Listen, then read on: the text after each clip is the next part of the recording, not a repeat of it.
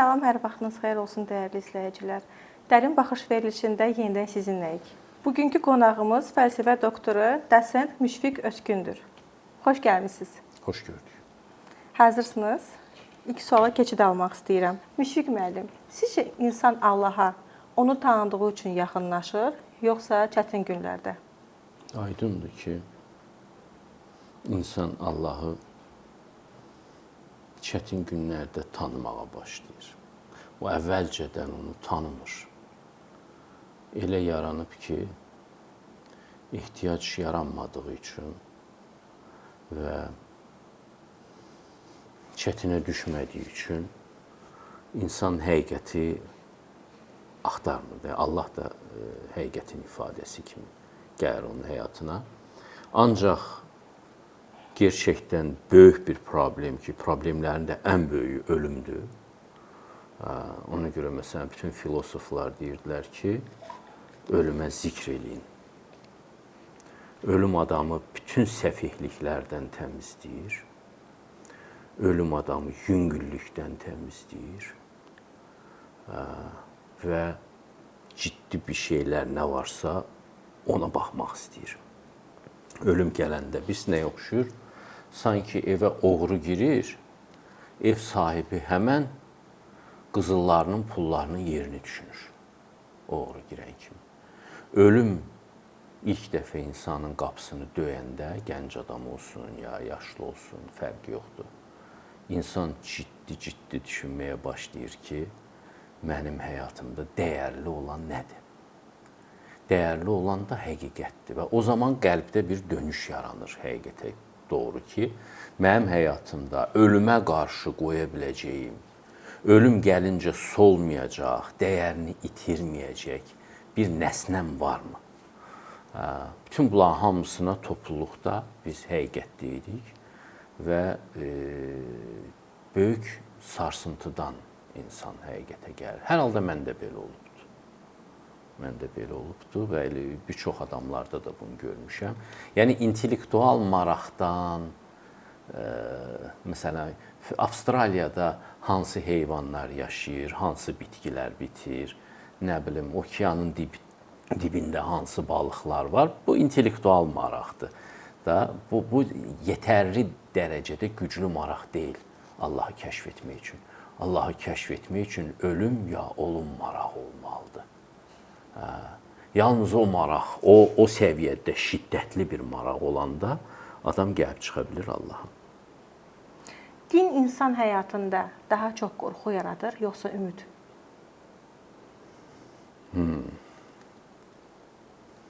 Din insan həyatında biraz belə sualdır.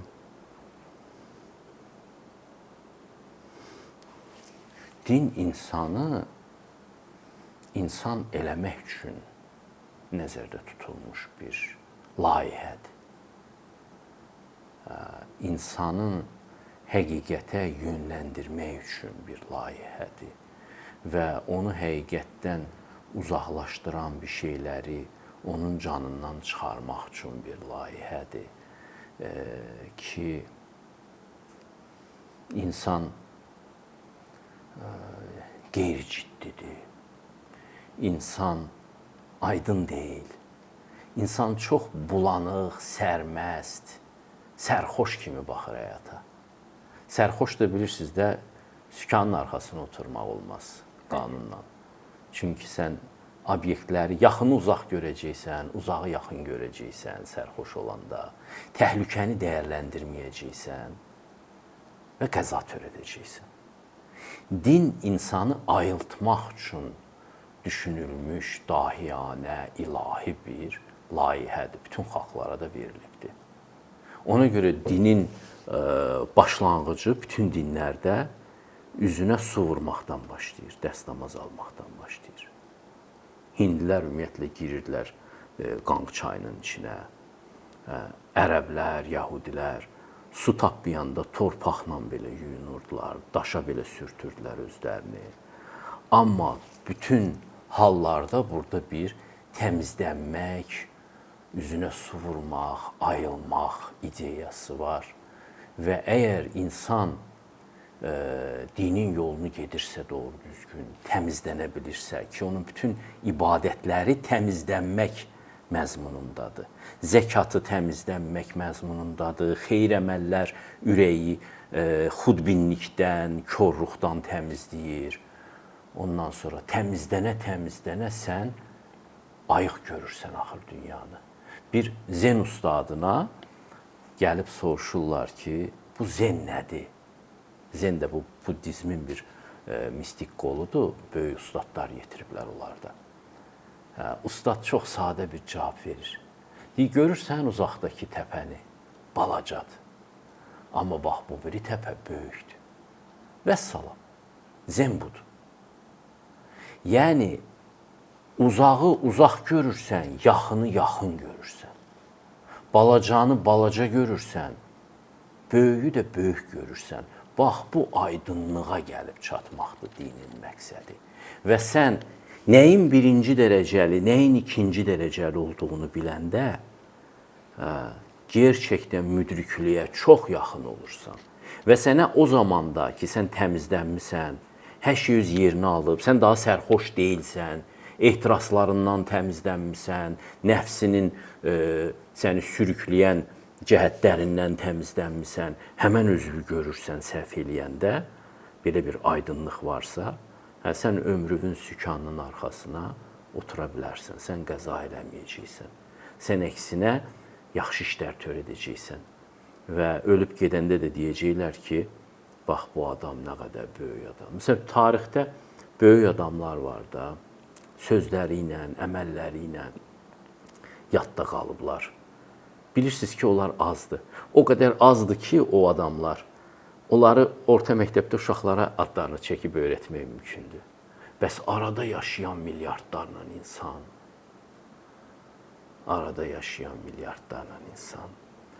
çox az insan o aydınlığa gəlib çıxır.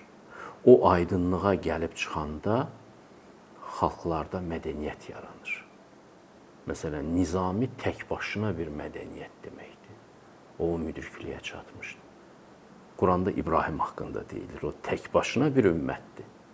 Bir adamın həqiqətin yolunda bu qədər inadla irəliləməsi, inad da az deyə təmiz olasan gərək, səmimi olasan gərək.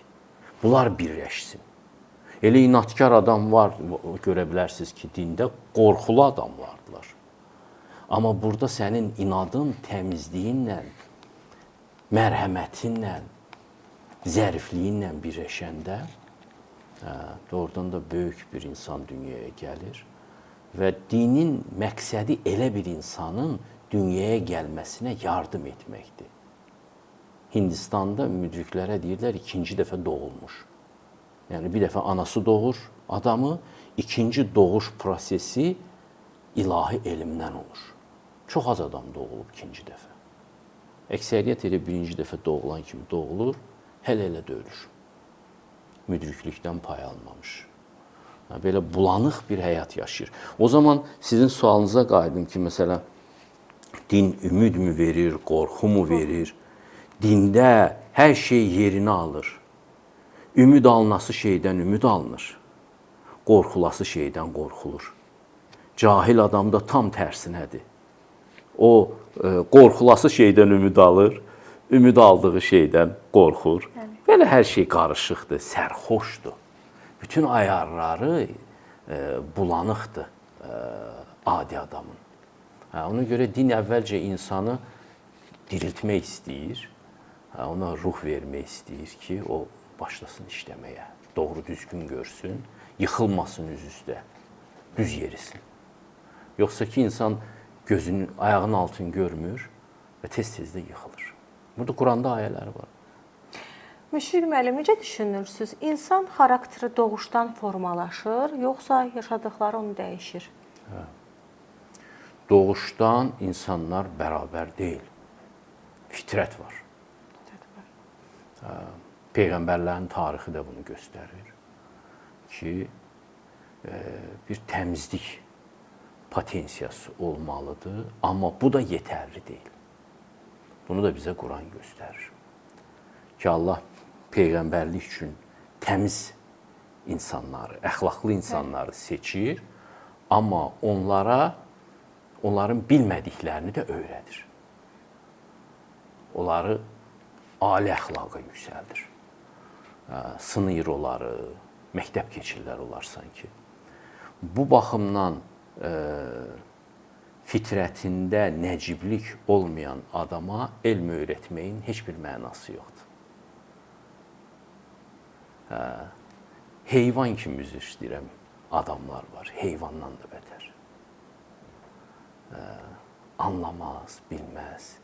Onlara heç kim elm öyrətməyib. Konfutsi da deyir, əgər adam gəldi, çatdı 40 yaşına, insanların hörmətini öz işi ilə qazanmayıbsa, mən ona elm öyrətmərəm. Yəni, onun fitrətində bir şey yoxdur. Suyu quyuya tökərlər, qərbə də olsa, çörəyi də çörəkçiyə verərlər. O baxımdan xasiyyət olmalıdır insanda. Amma din həm də insanın ən nəcib xüsusiyyətlərini bir yola dönüşdürür. Deyir, baxma, səndə olan bu səmimiyyət ki var, bu dürüstlük, bu ədalət hissi ki var qəlbində, onları sən çiçəkləndirsən, inkişaf etdirsən, onlar səni gətirib Allaha çıxaracaq. Daha böyük gözəlliyə, daha böyük, bənzərsiz bir qüdrətə gətirib çıxaracaq səni. Din belədir, belə aparır insanları. Və burada hər kəs özünə bir pay götürə bilir. Mən dedim, xüsusi bir fitrəti olmalıdır, amma tutalım, çox xüsusi fitrəti olmayanlar da şükranlıq öyrənsinlər. Nə qədər qablarına, ovuclarına yerləşirsə elm, o qədər elm götürsünlər. Və nə qədər ovuclarına xeyir yerləşirsə, o qədər versinlər insanlara da. Heç kim, Allah deyir, insanlar mən heç bir varlığı gücü çatmayacaq şeylə yükləmirəm. Kimin kapasitəsi nə qədərdirsə, o qədər də xeyir iş görsün. Niyə şər iş görür ki? Doğrudur. Niyə zalımlıq eləyir ki? Zalımlıq o deməkdir ki, sən fikirləşirsən ki, bu başqası məndən əksikdir. Bu nə eybəcər bir düşüncədir. Dünyada zülm başqası hesabına yüksəlmək deməkdir. Xeyir isə başqalarına xeyir verməkdir. Başqalarına ümid verməkdir, mərhəmət göstərməkdir. İndi bəzən bu mərhəmət özü də sərtliyi ola bilir. Bunu da çox adam bilmir. Sərtliyi özü də mərhəmətdir. Uşaq məsələn, hər istədiyi şeyi ona verməzlər, yaxşı valideynlər. Hər şeyə hə desən, uşaq özünü məhv eləyər. Sən də burada iştirak etmiş olarsan. Amma yəni, belə bir yoldur bu. Hər kəsin qabiliyyəti, imkanı nə qədərdirsə, kimin nə ayaqları varsa, nə boyda, o ayaqlarla yürüsün Allaha sarı. Yürüsün həqiqətə sarı. Prinsip budur. Keçid almaq istəyirəm növbəti suala. Sosial şəbəkələrin insanların həyatında təsirini necə qiymətləndirirsiniz? Sizcə bu bizləri inkişaf etdirir, yoxsa manipulyasiya? Sosial şəbəkələr böyük bir div falan deyil. Orada yaxşı şeylər də var. Orada pis şeylər də çoxdur. İnsanların həyatındakı kimi. Sadəcə olaraq biraz asılılığı çox yaradır bu. Amma insan belədir də, insan mütləq bir asıllıq axtarır, tapır. Sosial şəbəkələr burada bir neytraldır. Sadəcə o çalxalayır cəmiyyəti. Lap pislik bir tendensiyası yaradırsa da, məsələn, tutalım ki, virtual ünsiyyəti real ünsiyyətlə, daha doğrusu real ünsiyyəti virtual ünsiyyətlə əvəzləyir və insanlar adama yovuşmaz olurlar getdikcə. İnsanlar getdikcə qohum üzü görməz olurlar, yorulurlar real insanları görəndə. Qonaqpərvərlik azalır. Ondan sonra real ünsiyyətlər azalır insanların arasında. Bu insanı izolyasiya eləyir, tənhalaşdırır. Amma bu da bir yerə qədər də insan başa düşür ki, o tükənir. Bu ayrılıq yoludur. Bu gözəllik yolu deyil. Və indi bu sosial şəbəkələr birinci 10 illik deyil bizim həyatımızda. Artıq baxırsınız ki, bütün ölkələrdə bunun nə olduğunu və insanlara nə gətirdiyini deyən adamlar yaranıbdır. Onlar da o sosial şəbəkə təcrübəsindən artıq buna gəliblər ki, həyat doğru yerə getmir, korreksiya vermək lazımdır. İnsanın psixoloji sağlamlığı üçün onun mütləq yaxınları olmalıdır, real yaxınları olmalıdır. Əlindən tuta biləcək biriləri olmalıdır. Elə belə yetimə can-can deyən çox olub, çörək edirəm, az olur. Inboxda yazanların nəzərdə tutmur. Və sən də psixologiyanda o dəngəni, o tarazlığı ancaq o zaman əldə eləmiş olursan ki, sənin real insanlarla ünsiyyətin var. Bu sosial şəbəkələr də bu bəlanı göstərəcəklər ki, adamlar hardasa autist xəstələrə dönürlər də, özləri ilə danışırlar, əvvəlki insan rəngindən çıxırlar, təbii, sağlam insan rəngindən çıxırlar, psixoloji xəstəliklər artır, ailə institutu demək olar ki, dağılır və geri dönmək zərurəti yaranacaq. Ona görə düşünürəm ki, bu sosial şəbəkələr də hər halda bu problemləri də ortalığa çıxarır. İnsanlar bir də düşünürlər ki, biz kimik, hara gedirik, düşünməlidirlər. Amma düzgün şəkildə istifadə etdikdən sonra məncə faydası daha çoxdur. Belə də alətdir də, hər hansı bir alətdən düzgün istifadə, bıçaqdır da məsələn, düzgün istifadə eləsən faydalıdır. Bəli, düzgün şəkildə. Bəli. Cinayətdir. Müşfiq müəllim, bu gün cəmiyyətimizdə insanların ən çox hansı mənəvi dəyərini itirdiyini düşünürsüz? Bu gün yox, ümumiyyətlə insanların həmişə itirdiyi bir şey ədalətdir. Və bugünkü cəmiyyət də ən çox ondan əziyyət çəkir. Həmişə də ən çox bundan əziyyət çəkəcək. İnsanın ən çox ağladığı yer budur. Ədalətsizlik. Və ayrı-ayrı adamlar özlərinə səadət quranda mütləq düşünsünlər ki, kimlərinsə səadətə gedən yolunu qapatmırlarmı? Dürüstlük və ədalət bizim əbədi həsrətimizi təşkil edir cəmiyyətdə, insan tarixində. Ən çatmayan da budur. Üstəlik, bugün, bax elə sizin əvvəlki sualınızdan irəli gəlir. Bugün bizim ünsiyyətimizin çoxsunun virtuallaşması səbəbindən biz real kontaktları itiririk. Real kiminsə əlindən tutmaq, kimlənsə dost ola bilmək. Axı çətindir insanla dost olmaq. Yaxşı dost tapmaq da çətindir. Evlad olmaq çətindir, valideyn olmaq çətindir. Çünki bu real ünsiyyətlərdir. Burada qəzalar olur, burada sən səhv edirsən, qarşındakı səhv edir, qışqırırsan, bağırırsan, qələtlər çıxır ortalığa, sonra onları düzəltmək lazım olur. Real ünsiyyətlər, real insani münasibətlər zədələnir. Məncə, əgər özəllikdən danışmalı olarsaq, bir bu özəllik var ki, bu ən çox itilir. Ümumi isə həmişə bizim ağrıyan yerimiz bütün insanlığın ədalət duyğusudur. Allah insanı elə yaradıb ki, onun ürəyi ədalətə qarşı çox həssasdır.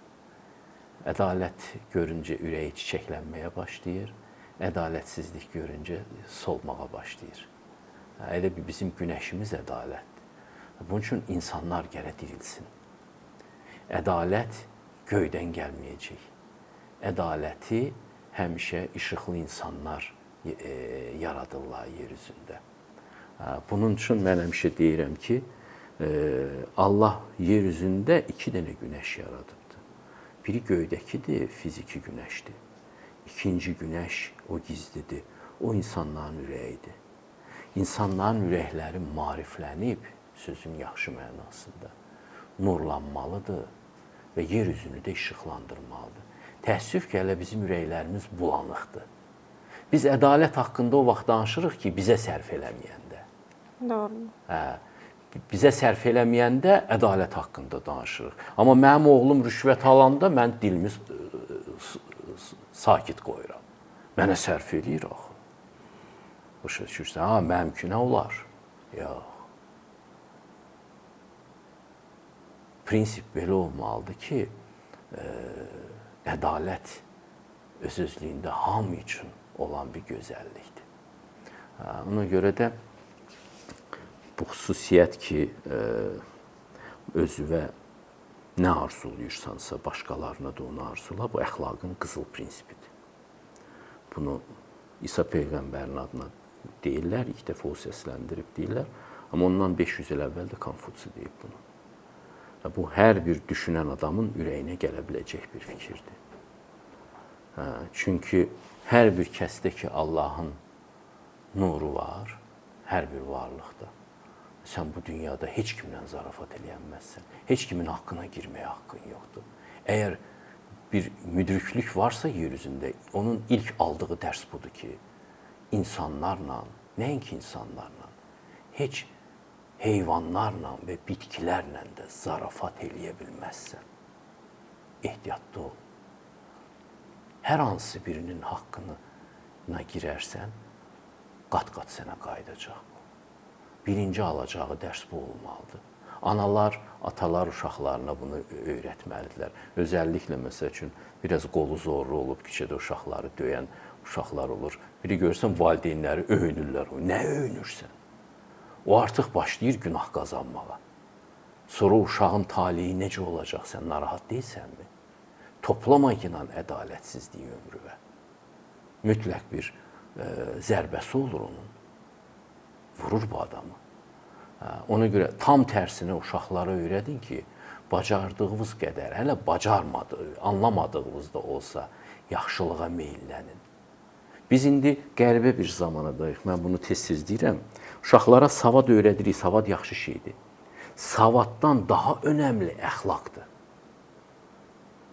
Uşaqlara yaxşı əməllər öyrətmək lazımdır.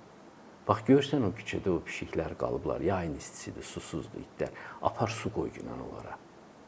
Apar bu çörəyi qoy onlara. Dualarını qazan günən. Ağac quruyur orada həyətdə. Heç kimindir. Al bir vedrə su doldur günən mətbəxdən, apar tök o ağacın dibinə. Yayın istisidir, qurumasın. Onun yarpaqları çıxanda sənə təşəkkür eləyəcək. Yəni, bundan başlayır. Xeyr əməlləri artırmaq lazımdır ömrümüzdə. Gerçək müsəlmanların ölkəsi elə olar.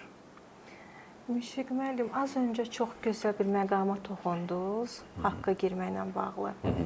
Çoxu zaman qarşılaşırıq ki, insanlar bir-birini tanımadan mühakimə eləyir, qınaq obyektinə çevirir, haqqına girir. Bununla bağlı fikirlərinizi bölüşərdi, zəhmət olmasa. Sizcə bu nə qədər doğrudur? Qınamaq, müzakirə eləmək, bu bizim insanlıq xəstəliyimizdir.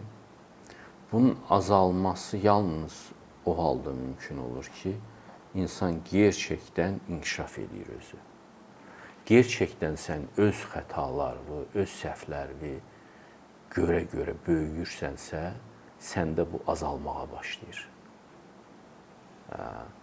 Əks, bunun başqa cür azaldılması yolu yoxdur. Ağzını yumacaqsan, gözləri danışacaq, beynində danışacaq. Bəzən də buna xəstəlik deyirlər. Bu xəstəlikdir zaten. İnsan ya özü ilə məşğul olur, ya başqaları ilə məşğul olur.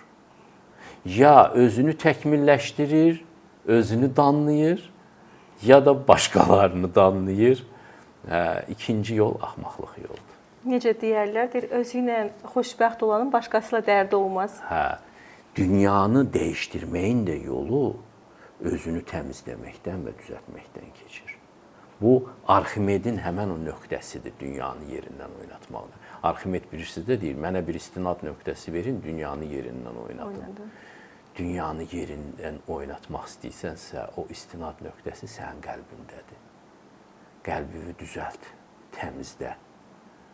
Bacardığın qədər ətrafa xeyir verən bir adam olacaqsın. Bumeranga inanırsınız? Necə inanmıram, alətdir də bilirəm. Siz mənəvi mənada deyirsiniz bunu. Təbii ki. Etdiyin mütləq şəkildə özünə qayıdır. Təbii ki, o ədalət qanunudur. Bunu anlamır adamlar. Elə bilirlər ki, məsələn, kamera çəkmədisə, mən də bir pislik elədimsə, ya oğurluq elədimsə, qazandım. Mənəvi insanın ilk öyrəndiyi şey bu olur ki, heç kim görməsə belə Allah görür və mütləq cəzamı verəcək mənim. Bu ateist düşüncəli adamlar elə bilirlər ki, bu kompleksdir. Mən də ateizmin nə olduğunu yaxşı bilirəm, orada olmuşam. Ona görə sonra təcrübədən bunu görəndən sonra ki, yox, ədalət qanunu realdır və o işləyir. Ondan sonra insanın əxlaqi həyatı başlayır. Ona qədər etiket olur səndə. Etiket bilirsiniz nədir? Özünü əxlaqlı, nəzakətli göstərsən, çünki cəmiyyətdə başqa cür davrananda işlərin getmir. Çox etiketli adamlar əslində əxlaqsız adamlardır. Əxlaq isə başlayır o vaxtdan ki, anlayırsan ki, bu dünya etmə bulma dünyasıdır. Uzaq şərqdə buna karma deyirlər. İndi də müasirlər dini termin işlətməsinlər deyə bumerang, Avstraliyalı aborigenlərin düşündürdüyü, fikirləşdiyi bir alətin adını çəkirlər ki, bumerang qanunudur. Özündən qayıdır. Etdiyin özündən qayıdır. Bu ədalət qanunudur. Bu ilahi ədalət qanunudur. Yaxşılıq elə, yaxşılıqlar gələcək sənə. Səmimiyyət elə, səmimiyyət qayıdacaq sənə. Riya əkəcəksən, riya biçəcəksən. Zülm əkəcəksən, zülm biçəcəksən. Bu, Einsteynin qanunlarından, Newtonun qanunlarından, fizikanın, kimyanın qanunlarından daha önəmli qanundur. Uşaqlara birinci bunu nə tərsə izah eləmək lazımdır. Sizcə güclü qadın kişiləri qorxudur, yoxsa daha da cəlb edicidir? Güclü qadın kişinin nəyinə lazımdır? Ərə gedəcək ona. Güc bizim Kitabi-Dədə də, Qorqudda da bilirsiniz də Bamsı Beyrə ilə Banu Çiçəyin bir dialoqu var orada, yarışması var. Türk qızları çox güclü olublar həmişə. Amma o yarışda, o axırda uduzur Beyrəyə. Və o bizim klassikamızdır. Bizim klassikamızdır. Güc rəmzi kişidir bizdə. Qadın güclü olanda kişi üçün o maraqlı olmur. Onda cinsi pozğunluqlar da buradan irəli gəlir. Bizdə kodlaşma dəyişir. Kişini elə böyütmək lazımdır ki, o himayə edici bir iqlimdə böyüsün. O ədalətin mühafizəçisidir. O canını fəda etməkdən çəkinməyəndir. Kişilik buna görə dəyərləndirilir. Düşmən çəpəridir. Əskərdir o. Lazım gəlsə əlinə silah alıb gedəcək vətənini qorumağa. Lazım gəlsə ailəsini qoruyacaq. Biz qadını güclü eləməklə kişinin bu motivasiyasını əlindən alırıq. Qadın da onsuz da güclü olmur, yorulur bu işdə. Başa düşürsünüz? Və qadının gücü bəs nədir? Qadın nədə güclüdür? Bunu müqəddəs kitablarda deyirlər. Qadının gücü namusunu qorumaq qətiyyətidir. Mənə desələr, güclü qadın, hansı qadındır? Namuslu qadındır. Bugünkü həyatda, bu sınaqlı həyatda özünü qoruyan, namus hissini gücləndirən qadın dünyanın ən güclü qadınıdır əslində. Və o uşaqlarına, ailəsinə, ailəsindəki kişi fərdlərinə əvəz olunmaz bir qüdrət bəxş eləmiş olur. Onlara qanad verir. Qadının namus simvolu olması qədim kitablarda da öz əksini tapıb. Məsələn, hindlilərin bir Mahabharata romanı var, eposu var. O eposda Draupadi obrazı var. Qədim dövrün ən böyük müharibəsi onun üstündə başlayır. Onun namusuna təcavüz olunur deyə böyük bir müharibə başlayır.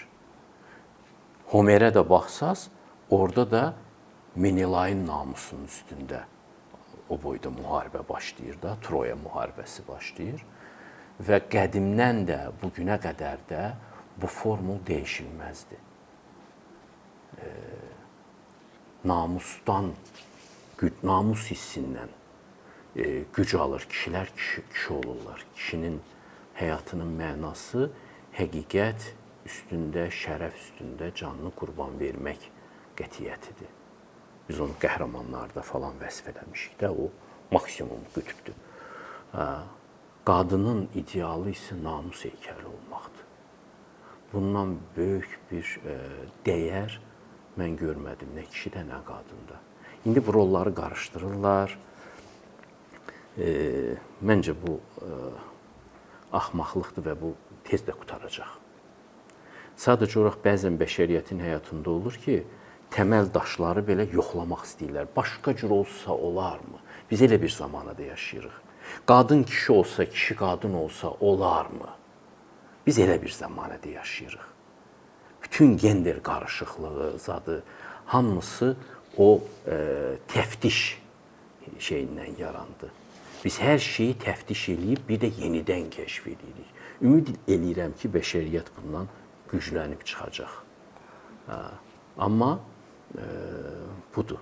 Yəni, qadın qadın olmalıdır, kişi kişi olmalıdır. Gözəllik də bunda olur. Bütün hallarda qadın nə qədər güclü olursa olsun, istər maddi, istər mənəvi, istər psixoloji, hər bir güclü qadının güclü bir kişiyə ehtiyacı var. Hə. Kişinin isə kişiyə ehtiyacı yoxdur, qadının da qadına ehtiyacı yoxdur. Bəli. Kişi məsəl üçün qadınsı olsa, qadının ona ehtiyacı olmayacaq. Ürəyində həsrət qalacaq. Kişi həsrəti qalacaq. Eyni zamanda qadın da kişi kimi olsa, o kişi çiçəklənə bilməyəcək. Bəli. Onun ürəyində zərif bir qadın həsrəti qalacaq. Xoşbaxt ola bilməyəcəklər. Çünki biz fitrətlə mübarizə apara bilmərik. Biz fitrət üzərində böyüyə bilərik ancaq. Fitrəti dəyişmək olmaz, onu təbiət bizə verir. İndi hər şeydə insanlar var ki, deyir ki, mən itəm. İt kimi yeriyəcəm. Yəni, çox total təftiş dövründə yaşayırıq. İnsan hətta insan olmağını belə danan bir zamanıya gəldi, çatdı. Elə adam var, deyir, mən təyyarəyəm. Absurd şeylərə qədər çatdı. Deyir, pasportuma yazın ki, mən təyyarəyəm. İnsan növü də deyiləm heç. Belə bir zamanıya gəldik, çıxdıq. Bütün identikliklər hamısı təftiş olunur. Bu bir xaosa gətirib çıxar. Amma elə bilirəm ki, bu xaos yavaş-yavaş o yerinə düşəcək. Bilirsiniz, Konfutsunun bir dəfə tələbəsi ona sual verir ki, müəllim, səni imperator bir vəzifəyə qoysa, sən ölkəni düzəltməyə nədən başlayarsan? Dedi, adların təsihindən başlayaram, dəqiqləşdirilməsindən. Adlar dəqiq olmasa, cəmiyyət inkişaf eləyə bilməyəcək. Qadın gərək bilsin ki, o qadındır. Kişi gərək bilsin ki, kişidir. Evlad gərək bilsin ki, evladdır. Valideyn gərək bilsin ki, valideyndir. Aşpaz gərək bilsin ki, aşpazdır. Dülgər gərək bilsin ki, dülgər. Hər kəs hansı adı daşıdığını dəqiq bilməlidir. İnkişaf ondan sonra başlayır. İşlər ondan sonra inkişaf edir. İndi biz xaosda yaşayırıq. Ona görə əslində bu gerçəkdən bir böhran bir dövrüdür sivilizasiyanın həyatında. Adına postmodernizm deyirlər, amma mənə görə bu təfəkkürün böhran dövrüdür. Bundan nətərsə çıxacaqlar. Kişi psixologiyasında mükəmməl qadın obrazı hansıdır? Kişi psixologiyasında. Onun üçün biz gərək miflərə baxaq, böyük dastanlara baxaq. Bizim də az dastanımız yoxdur da. Məsələn, Əsli və Kərəmimiz var. Ondan sonra Kitab-ı Dədə Qorqudda bir sürü obrazlar var. Yaxşı qadın sədaqət mücəssəməsidir. Yaxşı kişi də sədaqət mücəssəməsidir. Amma qadında bu ekstra bir hünərə çevrilir. Bir ekstra bir gözəllik olur. Namus, sədaqət, zəriflik. O zəriflik də Çox bir qəribə şeydir.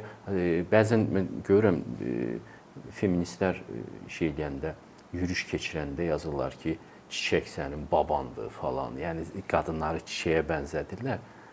Zəriflik rolunu oynamaq sizə balaca mı göründü?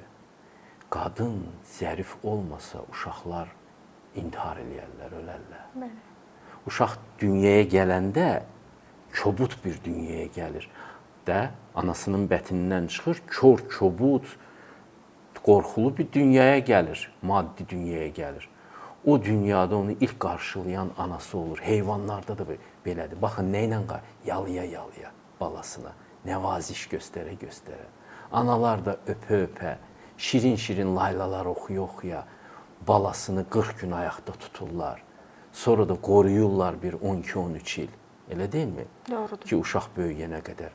O zəriflik ana rəhminin davamıdır. Onu kişi ifadə eləyənməz. Kişi zərif olsa düşmənlərə zərifliklə cavab verəcək. Kişi müdafiədir. Gücdür. Kişi gücdür, getməlidir, ovlamalıdır, gətirməlidir. Ana gedib ovlaya bilməz. Körpəsi olan ana ov dalınca qaça bilməz. Bu funksionaldır. Və funksional olan bir şey həm də ilahidir. Bu təbiət kitabıdır. Onun ayələrinə diqqətlə baxın. Zülm üçün yazılmayıbdır o ayələr ora. İndi elə yorumlayırlar ki, bu qadını geri saldı da. Nobel mükafatı alırlar az qala bu kəşflə ki, qadın ana olduğu üçün geri düşdü. Hara geri düşdü? Analıq elə irəlidə olmaq deməkdir də. Ona görə də əgər qadın zərifliyini itirərsə, kobudlaşarsa, bundan uşaqlar əziyyət çəkəcəklər. Uşaq tutuna bilməyəcək dünyaya. Uşaq çox zərif gəlir yer üzünə. O heyvanların balaları, məsələn, atlarda, antiloplarda 2-3 saat sonra düşür, qaçır anasını dalayıca. İnsan balası elə deyil. O uzun müddət çox köməksiz olur. Ona atanın köməyi, müdafiəsi lazımdır. Ananın nəvazişi lazımdır. Yəni, nəvazişi atadan alacaq. Ata nəvazişli olsa, döyüşkənliyindən itirəcək. Ata kobud olmalıdır mı tam? Yox. Atanın da nəvaziş içərindədir, çölündə sərtlikdir. Qadında tərsinədir. Çölü zəriflikdir, içərində sərtlik olmalıdır.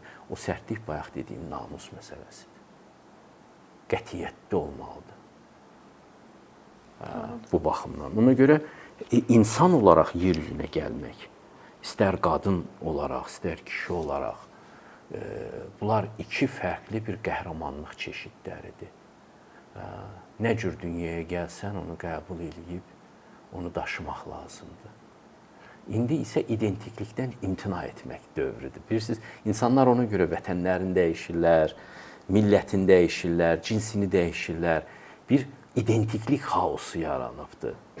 Mən bunu daşımaq istəmirəm. Sən daşımaya bilməzsən, bax, Allah səni bu formada yaradıbdır. Onu qəbul elə. Şərəf yolu budur. Təbii ki, dünyada çox millətlər var. Hamısı da gözəldir. Amma sən bu dünyaya bu dəfə Azərbaycanlı gəlmisənsə, bütün Azərbaycan tarixinin qələbələrini və məğlubiyyətlərini qəbul eləməlisən. Bütün onun musiqisindəki, poeziyasındakı acıları və sevincləri hamısını ürəyindən keçirməlisən. Sən tarixdən keçən birisisən. Bu identikliyi paltar kimi ləyaqətlə tax əynivə və yaşa, dəyişmə. Ən şərəfli yol budur. Amma yenə deyirəm, biz qarışıq dövrdə yaşayırıq. Qadın və kişi münasibətlərində sizcə daha çox önəmli olan hansıdır? Sevgi yoxsa hörmət? Münasibəti ayaqda saxlayan hansıdır? Sevgi ya hörmət? Sevgi falan, bunlar təzə tanış olanda çox aktiv olur. Amma bunun üzərində ailə quranmazsın. Nəinki ailə münasibətləri, dostluq münasibətləri də, qohumluq münasibətləri də, iş münasibətləri də, hamısının içində bir məqam var ki, o məqam olmayanda bütün münasibətlər dağılacaq. Bu da Allahdan qorxmaqdır. Allah qarşısında məsuliyyət daşımaqdır. sözüvə görə, əməlivə görə. Bax, bu olursa adamların həyatında yavaş-yavaş sədaqət böyüyür, insanlıq böyüyür, məsuliyyət böyüyür. Allahdan qorxmalıdırlar. O yad oğluna qarşı edilən ədalətsizlik, yad qızına, belə deyirlər də, Bəli. edilən ədalətsizlik, Allahdan qorxmursansa eləyə bilərsən bunu. Və həmişə də görə düşünməlisən ki, yoldaşlığa qarşı edəcəyin bir şeyi sabah sənin qızına eləyəcəklər. Bu dünya belə bir dünyadır. Oğluğa qarşı edilən bir, daha doğrusu ərvə qarşı edilən bir ədalətsizliyi sabah sənin oğluğa qarşı edəcəklər. Ona görə də Allah olmalıdır münasibətlərin ortasında. Yalnız Allahdan qorxan ər yaxşı ər olacaq. Yalnız Allahdan qorxan arvad yaxşı arvad olacaq. Allahdan qorxan müəllim yaxşı müəllimlik eləyəcək. Üzgörənlik eləməyəcək, ögey doğmalıq eləməyəcək. Ədalətli olacaq, elə deyilmi? Yalnız Allahdan qorxan süpürgəçi tozu, kiri palazın altına süpürməyəcək.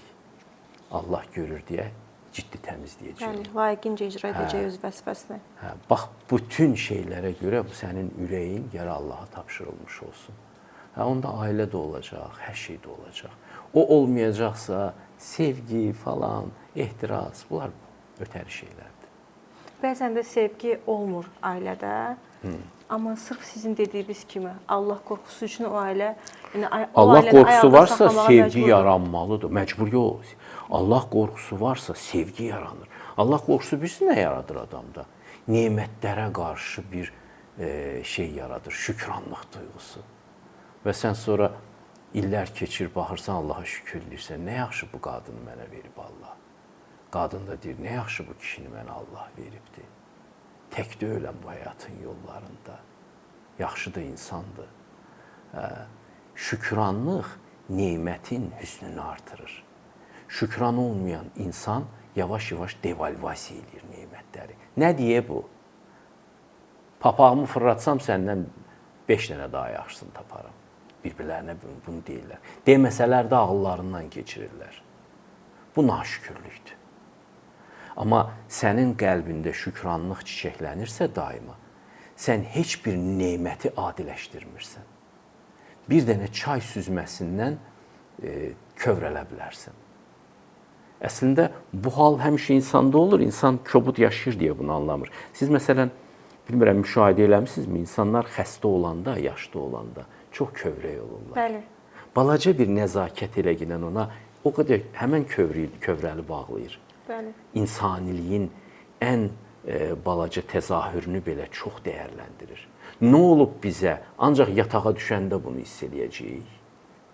Cavan olanda, güclü olanda sənə edilən yaxşılıqları görməyəcəksən. Ki, bu qadın sənin üçün evi təmizləyir, sənə yemək pişirir, sənə balalar doğub dünyaya gətirib, səni kişi eləyib, sən bunu dəyərləndirməyəcəksən. Və ya bu kişi nə olsun ki, səni Haiti adasına aparmır, Baliyə aparmır, gücü yoxdur. Amma səhərdən axşama kimi işləyib nə qazanırsa, sənə və balalarına gətirir. Sən bunu dəyərləndirməyəcəksən. Dəyərləndirmirlər. Bütün naşükürlük də ondan sonra başlayır. Çox sağ olun Müşfiq müəllim, təşəkkür edirəm. Buyurun. Gəldiniz, suallarımızı cavablandırdınız. Bir daha sizə minnətdarıq. Şadım, sağ olun. Görüşərik inşallah. Ümid edirəm ki, bugünkü verilişimiz hər biriniz üçün faydalı oldu. Sağ olun, salamat qalın. Allah amanında.